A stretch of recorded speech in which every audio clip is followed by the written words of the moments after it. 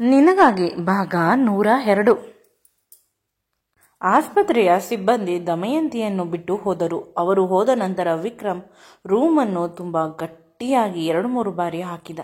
ಅವನಿಗೆ ಇಷ್ಟವಿಲ್ಲ ಅವರುಗಳು ಬಂದು ಪದೇ ಪದೇ ತನಗೆ ಪ್ರಾಬ್ಲಮ್ ಮಾಡುತ್ತಾರೆ ಅನ್ನುವುದು. ನಮ್ಮಿಬ್ಬರ ಮಧ್ಯೆ ಯಾರೂ ಬರುವುದು ಅವನಿಗೆ ಇಷ್ಟವಿಲ್ಲ. ಅವನು ಅವಳ ಬಳಿ ಬಂದು ಕುಳಿತ. ಇಬ್ಬರು ನಕ್ಕರು. ಇಬ್ಬರ ಕಣ್ಣುಗಳು ಪರಸ್ಪರ ಬೆರೆತವು. ಒಂದು ರೀತಿ ತೃಪ್ತಿಯಿಂದ ಇತ್ತು. ಅವಳ ಕಣ್ಣುಗಳಲ್ಲಿ ಒಂದು ರೀತಿ ಪ್ರಶಾಂತತೆ, ನೆಮ್ಮದಿ ಇತ್ತು. ಇವನ ಬಳಿ ಬಂದಿದ್ದಕ್ಕೆ ಪ್ರಪಂಚವನ್ನು ಗೆದ್ದ ಆ ಮೇಲಿನ ರೀತಿ ಹೊಳೆಯುತ್ತಿತ್ತು. ಏಕೆಂದರೆ ಅವನ ಪ್ರಪಂಚ ಅವನ ಹೆಂಡತಿ ಮಾತ್ರ. ಅವಳು ಬದುಕಿ ಬಂದಿರುವುದರಿಂದ ಅವನಿಗೆ ಪ್ರಪಂಚದ ಎಲ್ಲ ಸುಖ, ಎಲ್ಲ ವಿಷಯ ಪುನಃ ತನ್ನ ಪಾಲಿಗೆ ಸಿಕ್ಕಿತು ಅಂತ ಒಂದು ರೀತಿ ನೆಮ್ಮದಿಯ ಉಸಿರನ್ನು ಬಿಡುತ್ತಿದ್ದಾನೆ. ಇವರು ಪರಸ್ಪರ ಮನದ ಮಾತನ್ನು ಅರ್ಥ ಮಾಡಿಕೊಂಡು ದೀರ್ಘವಾದ ಉಸಿರನ್ನು ಬಿಟ್ಟರು. ತುಂಬ ವಿಚಿತ್ರವಾಗಿ ನಿಂತುಕೊಂಡು ಪರದಾಡುತ್ತಿದ್ದ. ಆಗ ಅವಳ ಕಣ್ಣು ಅಲ್ಲಿ ಪಕ್ಕದಲ್ಲಿದ್ದ ಚೇರಿನ ಕಡೆ ಹೋಯಿತು. ಆ ಚೇರನ್ನು ಹಾಕಿಕೊಂಡು ಕುಳಿತುಕೋ ಅಂತ. ನಂತರ ಇವನು ಒಂದು ಒಳ್ಳೆಯ ಸ್ಟೂಡೆಂಟ್ ರೀತಿ ಆ ಚೇರನ್ನು ಹಾಕಿಕೊಂಡು ಅವಳ ಬಳಿ ಕುಳಿತ. ಅವಳ ಕೈಯನ್ನು ತನ್ನ ಕೈಯಲ್ಲಿ ಇಟ್ಟುಕೊಳ್ಳುವ ಆಸೆ. ಆದರೆ ಅವಳ ಕೈಗೆ ಡ್ರಿಪ್ಸನ್ನು ಹಾಕಿದ್ದಾರೆ. ಅದಕ್ಕಾಗಿ ನಿಧಾನವಾಗಿ ಅವಳ ಕೈಯನ್ನು ಮುಟ್ಟಿದ. ತಾಗಿದರೂ ತಾಗಿಲ್ಲವೇನೋ ಅನ್ನುವ ರೀತಿ ಮುಟ್ಟಿದ. ಅವನ ಕೈಗಳು ಅವಳ ಹಣೆಯ ಮೇಲೆ, ಕತ್ತಿನ ಮೇಲೆ ಈ ರೀತಿ ತನ್ನ ಕೈಯನ್ನು ಅವಳ ದೇಹದ ಎಲ್ಲ ಭಾಗಗಳಲ್ಲಿ ಮುಟ್ಟಿಸಿದ. ಅವನಿಗೆ ಇದೆಲ್ಲ ಸತ್ಯ ಅನ್ನುವುದನ್ನು ಅರ್ಥ ಮಾಡಿಕೊಳ್ಳಲು ಸ್ವಲ್ಪ ಸಮಯ ಬೇಕಿತ್ತು. ಏಕೆಂದರೆ ತನ್ನ ಪ್ರೀತಿಯ ಹೆಂಡತಿ ಈ ರೀತಿ ಇದ್ದಾಳೆ ಅನ್ನೋದನ್ನು ಒಪ್ಪಿಕೊಳ್ಳಲು ಸಾಧ್ಯವಾಗಿರಲಿಲ್ಲ. ಈಗ ಒಪ್ಪಿಕೊಂಡಿದ್ದಾನೆ. ಅವಳು ಪುನಃ ಸಂಪೂರ್ಣವಾಗಿ ಹುಷಾರಾಗಿ ಬಂದಿದ್ದಾಳೆ ಅನ್ನೋದನ್ನು ಕೂಡ ಮನಸ್ಸು ಒಪ್ಪಿಕೊಳ್ಳಲು ಸ್ವಲ್ಪ ಸಮಯವನ್ನು ಕೇಳುತ್ತದೆ ಅಲ್ಲವೇ? ಈ ರೀತಿ ತುಂಟ ಕೆಲಸಗಳನ್ನು ಮಾಡಿಕೊಂಡು ಸಮಯವನ್ನು ಕಳೆಯುತ್ತಿದ್ದ. ಸಮಯಕ್ಕೆ ಸರಿಯಾಗಿ ವೈಟಲ್ಸ್ಗಳನ್ನು ನೋಡುತ್ತಿದ್ದ. ಅವಳ ಅವಶ್ಯಕತೆಗಳನ್ನು ಪೂರೈಸುತ್ತಿದ್ದ. ಕೇವಲ ಅಬ್ಸರ್ವೇಷನ್ಗೆ ಅವಳಿಗೆ ಆಕ್ಸಿಜನ್ ಹಾಕಿರಬಹುದು ಅಂತ ಅವನಿಗೆ ಅನಿಸಿತು. ಅವಳು ನಾರ್ಮಲ್ ಆಗಿ ಇದ್ದಾಳೆ. ತನಗೆ ನೀರು ಬೇಕು, ಬಾಯಿ ಒಣಗುತ್ತದೆ ಅಂತ ಅವಳು ಹೇಳಿದಾಗ ಅವನು ಒಂದು ಚಿಕ್ಕ ಲೋಟದಲ್ಲಿ ನೀರನ್ನು ಕುಡಿಯಲು ಕೊಟ್ಟ. ಅವಳನ್ನು ನಿಧಾನವಾಗಿ ಮೇಲೆ ಕೂರಿಸಿ ಒಂದು ಚಿಕ್ಕ ಲೋಟದಲ್ಲಿ ತಂದಿದ್ದ ನೀರನ್ನು ಕುಡಿಸಿದ. ಅವಳು ಅವನ ಭುಜಕ್ಕೆ ತನ್ನ ತಲೆಯನ್ನು ಒರಗಿಸಿ ಕುಳಿತುಕೊಂಡಳು. ನಾನು ಇದೇ ರೀತಿ ಸ್ವಲ್ಪ ಹೊತ್ತು ಕುಳಿತುಕೊಳ್ಳಬೇಕು ಅಂತ ಅನಿಸುತ್ತದೆ. ಪುನಃ ನೀವು ಆಕ್ಸಿಜನ್ ಮಾಸ್ಕನ್ನು ಹಾಕಬೇಡಿ, ನನಗೆ ಅದರಿಂದ ಉಸಿರು ಕಟ್ಟುತ್ತದೆ. ಅದಕ್ಕೆ ವಿಕ್ರಮ್ ಸ್ವಲ್ಪ ಭಯದಿಂದ, ಏನಾದರೂ ತೊಂದರೆ ಆದರೆ ನಿನಗೆ ಅಂತ ಸ್ವಲ್ಪ ಭಯದಿಂದ ಹೇಳುತ್ತಾನೆ. ಆಗ ಅವಳು, ನೀವು ಇದ್ದರೆ ನನಗೆ ಯಾವುದೇ ತೊಂದರೆ ಆಗುವುದಿಲ್ಲ. ನನಗೆ ದೊಡ್ಡ ಮೆಡಿಸಿನ್ ನೀವೇ ಅಂತ ಇನ್ನೂ ಗಟ್ಟಿಯಾಗಿ ಅವನ ಭುಜದ ಹತ್ತಿರ ಒರಗುತ್ತಾಳೆ. ದಮಯಂತಿ ಹೇಳುತ್ತಾಳೆ, ನನಗೆ ತುಂಬ ಭಯವಾಗುತ್ತಿತ್ತು. ನಿಮ್ಮನ್ನು ಬಿಟ್ಟು ಹೊರಟು ಹೋಗುತ್ತೇನೆ ಅಂತ. ಈ ಪ್ರಪಂಚದಲ್ಲಿ ನನಗೆ ಯಾರೂ ಇಷ್ಟ ಇಲ್ಲ ನಿಮ್ಮನ್ನು ಬಿಟ್ಟು. ನಮ್ಮಿಬ್ಬರ ಬದುಕು ಇನ್ನೂ ತುಂಬ ಇದೆ. ಈಗಲೇ ಹೋದರೆ ನಮ್ಮ ಮಕ್ಕಳಿಗೆ ಜನ್ಮ ನೀಡಬೇಕು. ಅವುಗಳನ್ನು ನಾವಿಬ್ಬರು ಚೆನ್ನಾಗಿ ಸಾಕಬೇಕು ಅಲ್ಲವೇ ಅಂತ ಅವನ ಕಣ್ಣುಗಳಲ್ಲಿ ಕಣ್ಣನ್ನು ಇಟ್ಟು ನೋಡಿದಾಗ ಅವನು ತಲೆಬಾಗಿಸುತ್ತಾನೆ. ಅವನಿಗೆ ಪಾಪದ ಪ್ರಜ್ಞೆ ಕಾಡುತ್ತಿದೆ. ಅವಳು ಪ್ರೆಗ್ನೆಂಟ್ ಅಲ್ಲವೇ ಅಲ್ಲ ಅನ್ನುವ ವಿಷಯವನ್ನು ಸ್ವಲ್ಪ ವಿವರವಾಗಿ ಹೇಳಿಬಿಡಬೇಕಿತ್ತು. ಆದರೆ ಸಮಯ ಸಿಕ್ಕಿಲ್ಲ. ಈಗ ಸಮಯ ಸಿಕ್ಕಿದೆ ಹೇಳೋಣ ಅಂದರೆ.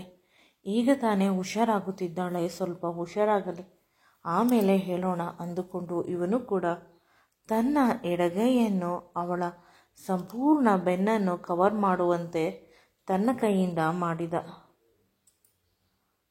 ಐ ಲವ್ ಯು ದಮಯಂತಿ ಅಂತ ಹೇಳಿದ. ಅದಕ್ಕೆ ಅವಳು ಮೀಟು ಅಂತ ಹೇಳಿದಳು.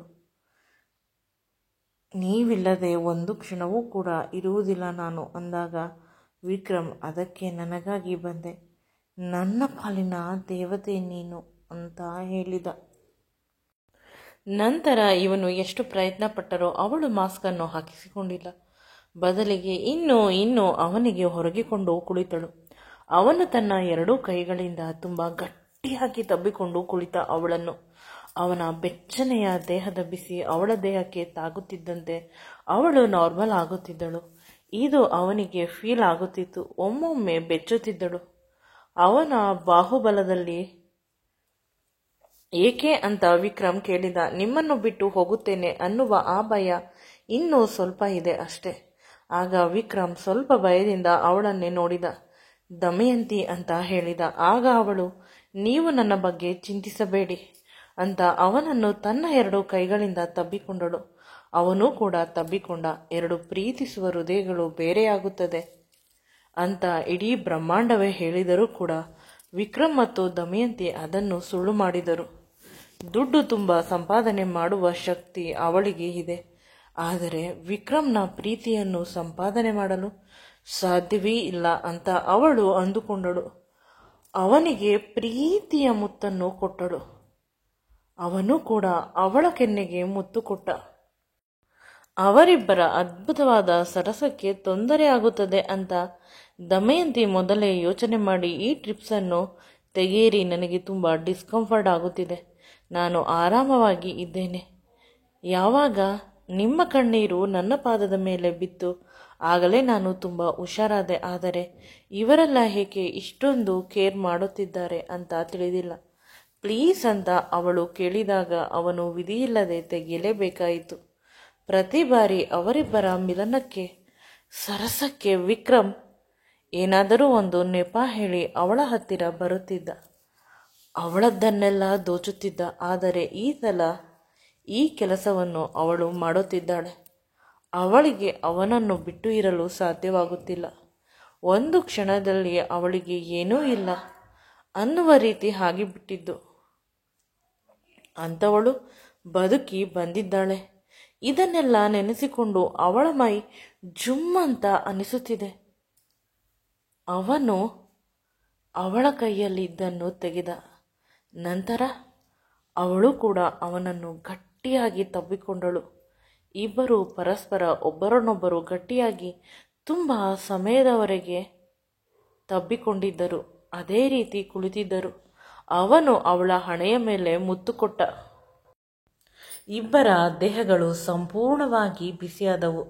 ಆಗ ಅವನಿಗೆ ನೆನಪಾಯಿತು, ತಾನು ಇನ್ನೂ ಆ ವೈಟ್ ಕಲರ್ ಬಾತ್ರೂಬಲ್ಲೇ ಇದ್ದೇನೆ ಅಂತ. ನಿಧಾನವಾಗಿ ನೋಡಿದ. ಅವಳು ಕೂಡ ಅವನ ಬಟ್ಟೆಯ ಮೇಲೆ ಕಣ್ಣು ಹಾಕಿ, ನೀವು ಸ್ನಾನ ಮಾಡಿ ಫ್ರೆಶ್ ಆಗಿದ್ದೀರಾ, ನಾನು ಸ್ನಾನ ಮಾಡಬೇಕು ಅಂತ ಹೇಳಿದಳು. ಆದರೆ ಅವನು ಒಪ್ಪಿಲ್ಲ. ಇಂದು ಬೇಡ, ಈಗ ರಾತ್ರಿ ಆಗಿದೆ, ನಾಳೆ ಮಾಡುವೆಯಂತೆ. ಏನಾದರೂ ಶೀತವಾದರೆ ಆ ರಿಸ್ಕನ್ನು ನಾನು ತೆಗೆದುಕೊಳ್ಳುವುದಿಲ್ಲ.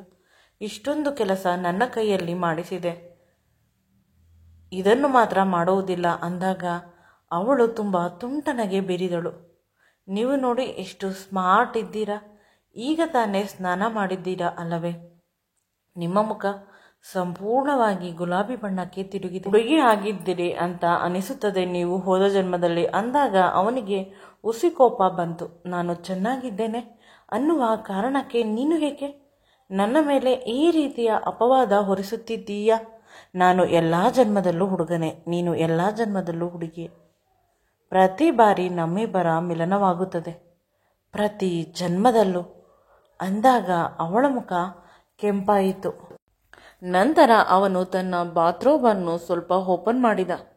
ಅವಳನ್ನು ಅವನ ಎದೆ ಮತ್ತು ಹೊಟ್ಟೆಗೆ ತಾಗುವಂತೆ ಮಾಡಿ ಆ ಬಾತ್ರೂಬನ್ನು ಕ್ಲೋಸ್ ಮಾಡಿದ.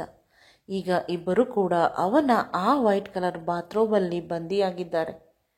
ಇಷ್ಟು ಹೊತ್ತು ಚಳಿ ಅಂತ ಹೇಳುತ್ತಿದ್ದವಳ ದೇಹ ಅವನ ದೇಹದ ಬಿಸಿಯಿಂದ ಬೆಚ್ಚಗೆ ಆಯಿತು. ಅವನನ್ನು ತನ್ನ 2 ಕೈಗಳಿಂದ ಗಟ್ಟಿಯಾಗಿ ತಬ್ಬಿಕೊಂಡು ಅವನ ಕೆಂಪನೆಯ ಎದೆಯ ಮೇಲೆ ಮುತ್ತುಗಳನ್ನು ಕೊಡುತ್ತಿದ್ದಾಳೆ. ಇಬ್ಬರು ಪರಸ್ಪರ ಒಬ್ಬರನ್ನೊಬ್ಬರು ಮುದ್ದಿಸುತ್ತಿದ್ದಾರೆ. ಅವನ ಒಂದು ಬಟ್ಟೆ ಈಗ ಇಬ್ಬರ ಬಟ್ಟೆಯಾಗಿದೆ, ಇಬ್ಬರನ್ನೂ ಕೂಡ ಆವರಿಸಿದೆ. ಆ ಬಟ್ಟೆ ಇಬ್ಬರಿಗೂ ಈ ಪ್ರಪಂಚ ಬೇಡ, ಅವರಿಬ್ಬರೇ ಸಾಕು. ಈ ರೀತಿ ಇರುವ ಈ 2 ಜೋಡಿ ಹಕ್ಕಿಗಳಲ್ಲಿ ಒಂದು ಹಕ್ಕಿ ದೂರವಾದರೂ ಇನ್ನೊಂದು ಹಕ್ಕಿ ಬದುಕುವುದು ತೀರಾ ಕಷ್ಟ. ಬದುಕಿದ್ದರೆ ಜೊತೆಯಲ್ಲೇ ಬದುಕಬೇಕು, ಹೋದರೆ ಜೊತೆಯಲ್ಲೇ ಹೋಗಬೇಕು. ಆಗ ಮಾತ್ರ ಈ ಜೋಡಿ ಹಕ್ಕಿಗಳ ಬದುಕಿಗೆ ಸಾರ್ಥಕತೆ ಅಂತ ಅನಿಸುತ್ತದೆ. ಇಬ್ಬರು ನೆಮ್ಮದಿಯಾಗಿ ತಮ್ಮ ಅದ್ಭುತವಾದ ಕ್ಷಣಗಳನ್ನು ಕಳೆಯುತ್ತಿದ್ದಾರೆ. ಈಗ ವಿಕ್ರಮ್ ಸಂಪೂರ್ಣವಾಗಿ ದಮಯಂತಿಯ ಪ್ರೀತಿಯ ಕಾಮದ ಪಾಶದಲ್ಲಿ ಬಿದ್ದಿಯಾಗಿದೆ. ಅವಳು ಕಾಲಲ್ಲಿ ತೋರಿಸಿದ್ದನ್ನು ಇವನು ತಲೆಯ ಮೇಲೆ ಎತ್ತುಕೊಂಡು ಮಾಡುತ್ತಾನೆ. ಅಷ್ಟು ಅವಳಿಗಾಗಿ ತನ್ನನ್ನು ತಾನು ಸಮರ್ಪಣೆ ಮಾಡಿಕೊಂಡಿದ್ದಾನೆ. ಈಗ ದಮಯಂತಿ ಅಷ್ಟೊಂದು ತಲೆಕೆಡಿಸಿಕೊಳ್ಳುವ ವಿಷಯವೇ ಇಲ್ಲ. ಅವಳಿಗೆ ಇನ್ಯಾರೋ ತೊಂದರೆ ಮಾಡಲು ಸಾಧ್ಯವೇ ಇಲ್ಲ. ಏನೇ ತೊಂದರೆ ಮಾಡಬೇಕಾದರೂ ಮೊದಲು ವಿಕ್ರಮ್ ಅನ್ನುವ ಸೈನಿಕನನ್ನು ದಾಟಿ ಹೋಗಬೇಕು ದಮಯಂತಿಯ ಬಳಿ. ಆದರೆ ಅದು ತುಂಬ ಕಷ್ಟ ಅಂತ ವಿಕ್ರಮ್ ಇದನ್ನೆಲ್ಲ ತನ್ನ ಮನಸ್ಸಿನಲ್ಲಿ ಅಂದುಕೊಳ್ಳುತ್ತಿದ್ದಾನೆ. ಯಾರೇ ಒಬ್ಬರಾದರೂ ಕೂಡ ಅವಳ ಬಗ್ಗೆ ಚೂರೇ ಚೂರು ಕೆಟ್ಟ ಮಾತನ್ನು ಹಾಡಲಿ ಅಥವಾ ಧ್ವನಿಯನ್ನು ಏರಿಸಿ ಅವಳ ಜೊತೆ ಮಾತನಾಡಿದರೆ ನಾನಂತೂ ಅವರನ್ನು ಸುಮ್ಮನೆ ಬಿಡುವುದಿಲ್ಲ ಅಂತ ಯೋಚನೆ ಮಾಡುತ್ತಿದ್ದಾನೆ. ಆಗ ದಮಯಂತಿ, ಏಕೆ, ಏನಾಯಿತು, ಏನು ಯೋಚಿಸುತ್ತಿದ್ದೀರಾ ಅಂತ ಕೇಳಿದಳು. ವಿಕ್ರಮ್ ವಾಸ್ತವಕ್ಕೆ ಬಂದ. ಅವಳನ್ನು ನೋಡಿ ನಕ್ಕ. ನನ್ನ ಮುದ್ದು ಹಕ್ಕಿಯನ್ನು ಈ ಪ್ರಪಂಚದ ಕೆಟ್ಟ ದೃಷ್ಟಿಯಿಂದ ಹೇಗೆ ಕಾಪಾಡುವುದು ಅಂತ ಯೋಚಿಸುತ್ತಿದ್ದೆ ಅಷ್ಟೆ ಅಂತ ಹೇಳಿದಾಗ, ನೀವು ಇರಬೇಕಾದರೆ ನನಗೆ ಯಾರ ಭಯ? ಸಾವಿನ ಮನೆಗೆ ಹೋಗಿದ್ದವಳನ್ನು ಪುನಃ ಕರೆದುಕೊಂಡು ಬಂದಿರಿ. ಥ್ಯಾಂಕ್ಸ್ ವಿಕ್ರಮ್, ನೀವು ನನ್ನನ್ನು ಇಷ್ಟೊಂದು ಪ್ರೀತಿ ಮಾಡುತ್ತಿರುವುದಕ್ಕೆ. ಚಿಕ್ಕಂದಿನಿಂದ ನನಗೆ ಪ್ರೀತಿಯ ಕೊರತೆ ತುಂಬ ಇತ್ತು. ನಾನು ಯಾವಾಗಲೂ ದೇವರ ಬಳಿ ತುಂಬ ಕೇಳುತ್ತಿದ್ದೆ, ನನ್ನನ್ನು ತುಂಬ ಪ್ರೀತಿ ಮಾಡುವ ಮನುಷ್ಯನನ್ನು ಕೊಡು ಅಂತ. ಅದು ನಿಮ್ಮ ಮೂಲಕ ನೆರವೇರಿತು. ಆ ದೇವರು ನಿಧಾನವಾದರೂ ಕೂಡ ತುಂಬ ಅದ್ಭುತವಾದ, ಸುಂದರವಾದ, ಒಳ್ಳೆಯ ಮನುಷ್ಯನನ್ನು ನನಗೆ ಕರುಣಿಸಿದ್ದಾನೆ. ನನ್ನ ಪಾಲಿನ ದೇವರು ನೀವೇ ಅಂತ ಅವನ ಕೆನ್ನೆಗೆ ಮುತ್ತು ಕೊಟ್ಟಳು. ಅವನನ್ನು ಗಟ್ಟಿಯಾಗಿ ತನ್ನ ಕೈಗಳಿಂದ ತಬ್ಬಿಕೊಂಡಳು. ಆಗ ಅವಳ ಕೈಗೆ ಹಾಕಿದ್ದ ಕ್ಯಾನಲ ಅವಳ ಅತಿಯಾದ ಮೂಮೆಂಟಿಂದ ಅವಳಿಗೆ ನೋವನ್ನು ಕೊಟ್ಟಿತು. ಆದರೂ ಕೂಡ ಅವಳು ಅದನ್ನು ಎಕ್ಸ್ಪ್ರೆಸ್ ಮಾಡಿಲ್ಲ. ಏನಾದರೂ ಹೇಳಿದರೆ ವಿಕ್ರಮ್ ಪುನಃ ದೂರ ಇರಲು ಹೇಳುತ್ತಾನೆ. ನನಗೆ ತೊಂದರೆ ಆಗುತ್ತದೆ ಅಂತ ಅವಳು ಯೋಚಿಸಿದಳು. ವಿಕ್ರಮ್ ಅವಳ ಬಳಿ ಪುಟ್ಟ ಮಗುವಾಗಿದ್ದಾನೆ. ಅವರಿಬ್ಬರು ಒಂದು ಸುಂದರವಾದ ಕ್ಷಣಗಳನ್ನು ಇಲ್ಲಿ ಕಳೆಯುತ್ತಿದ್ದರೆ ಮನೆಯಲ್ಲಿ ಬೆಂಕಿ ಹತ್ತಿಕೊಂಡು ಹುರಿಯುತ್ತಿದೆ. ಅವರ ಅಮ್ಮ, ಚಿಕ್ಕಮ್ಮ, ಚಿಕ್ಕಮ್ಮನ ಮಗಳು ಅಂದರೆ ದಮಯಂತಿಯ ಅಕ್ಕ ಎಲ್ಲರೂ ಸೇರಿ ಒಂದು ಹೊಸ ಪ್ಲಾನ್ ಅನ್ನು ಮಾಡುತ್ತಿದ್ದಾರೆ. ಅವರಿಬ್ಬರನ್ನು ಶಾಶ್ವತವಾಗಿ ದೂರ ಮಾಡಲು. ಈ ಬಾರಿ ಕಿರಣ್ ಸಹಾಯವನ್ನು ಕೇಳುತ್ತಿಲ್ಲ. ಕಿರಣ್ ಬಳಿ ಸಹಾಯವನ್ನು ಕೇಳುವುದು ವ್ಯರ್ಥ ಅಂತ ಅವರಿಗೆ ಅನಿಸಿದೆ. ಕಿರಣ್ ಯಾವುದೇ ಸಹಾಯ ಮಾಡುವುದಿಲ್ಲ. ಬದಲಿಗೆ ಅವನು ವಿಕ್ರಮ್ನ ಕಡೆ ನಮ್ಮ ಪ್ಲ್ಯಾನನ್ನು ಹೇಳಿದರೆ ಅದನ್ನು ವಿಕ್ರಮ್ಗೆ ಹೇಳಿ ಪ್ಲ್ಯಾನನ್ನು ಫ್ಲಾಪ್ ಮಾಡುತ್ತಾನೆ ಅಂತ ಯೋಚಿಸುತ್ತಾರೆ. ಒಬ್ಬಳು ಅಮ್ಮ, ಇನ್ನೊಬ್ಬಳು ಚಿಕ್ಕಮ್ಮ ತಮ್ಮ ಮಕ್ಕಳ ಬದುಕನ್ನು ಕೈಯಾರ ಹಾಳು ಮಾಡಲು ಪ್ರಯತ್ನ ಮಾಡುತ್ತಿದ್ದಾರೆ. ಇದರಿಂದ ಅಜ್ಞಾತದಲ್ಲಿರುವ ದಮಯಂತಿ ಮತ್ತು ವಿಕ್ರಮ್ ತಮ್ಮ ಬದುಕಿನಲ್ಲಿ ಇಬ್ಬರು ಖುಷಿಯಾಗಿರಲು ಪ್ರಯತ್ನಿಸುತ್ತಿದ್ದಾರೆ. ಹೊಸ ಹೊಸ ಫ್ಯೂಚರ್ ಪ್ಲ್ಯಾನನ್ನು ಹಾಕುತ್ತಿದ್ದಾರೆ. ಇವರ ಎಲ್ಲ ಪ್ಲ್ಯಾನ್ಗಳು ಸಕ್ಸಸ್ ಆಗುತ್ತದೆಯೇ ಅಥವಾ ಇವರಿಬ್ಬರ ಅಮ್ಮಂದಿರ ಕುತಂತ್ರದಿಂದ ಹಾಳಾಗುತ್ತದೆಯೋ? ಕಾದು ನೋಡಿ. ಈ ವಿಡಿಯೋ ನಿಮಗೆ ಇಷ್ಟವಾಗಿದ್ದಲ್ಲಿ ನನ್ನ ಚಾನಲನ್ನು ಲೈಕ್ ಮಾಡಿ, ಶೇರ್ ಮಾಡಿ ಮತ್ತು ಸಬ್ಸ್ಕ್ರೈಬ್ ಮಾಡಿ. Thank you for watching.